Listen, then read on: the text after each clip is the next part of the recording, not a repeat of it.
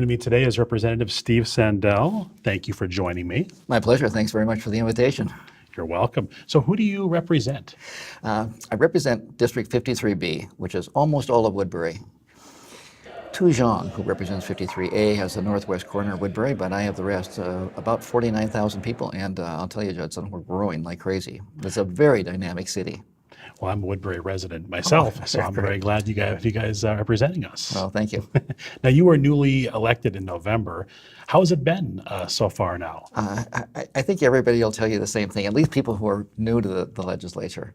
It's a little overwhelming. There are so many things happening, and they're so quick. It's inspiring because so many things are going on, and people talk to you, and you recognize that, golly, I have an opportunity to serve the people I represent, serve the state of Minnesota, and I hope I can be truthful and dedicated to the ideas and the values that I talk to people about when I campaigned. Oh, absolutely. You mentioned there is a lot going on right now. What are some legislation that you're working on? I'm on 4 committees, 2 dealing with education and 2 dealing with natural resources and the environment, education policy and education finance, and a subcommittee on water, and I'm the vice chair of that.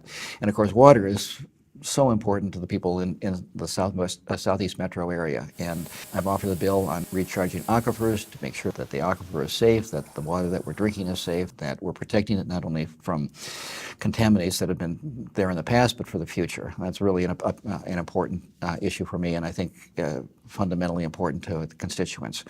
The Natural Resources Committee is interested in getting a hold on chronic wasting disease, which is affecting our white-tailed deer population. We're really attentive to invasive species. We want to make sure that our lakes are safe and that the ecology of the state is protected. We want to make sure, too, that people can enjoy the state of Minnesota. Talk to people about the resources that are here. Make sure that those resources are available, accessible for people's recreation and enjoyment. And education, my gosh, it's a huge committee. It's a huge concern for so many people.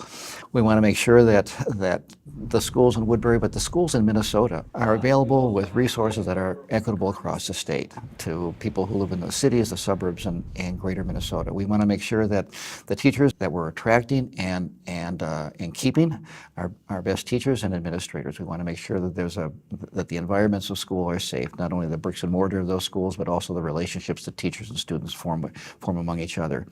And we want to make sure that preschool teachers are well prepared, are well experienced, are licensed, and offering the best experience they can to those young children. And there are some small bills that I'm working on, PSEO and concurrent enrollment, where high school students can enroll not only in their classes in school, but also earn college credits at the same time. It strengthens the school curriculum. It gives people an opportunity to try out college, and in many cases, a chance to lower the college tuition when they get there. I'm also interested in economic education. This world is an economic puzzle, and I hope that students have instruction from people who have a strong background in economics, and economics course is going to be taught by teachers who are top-notch.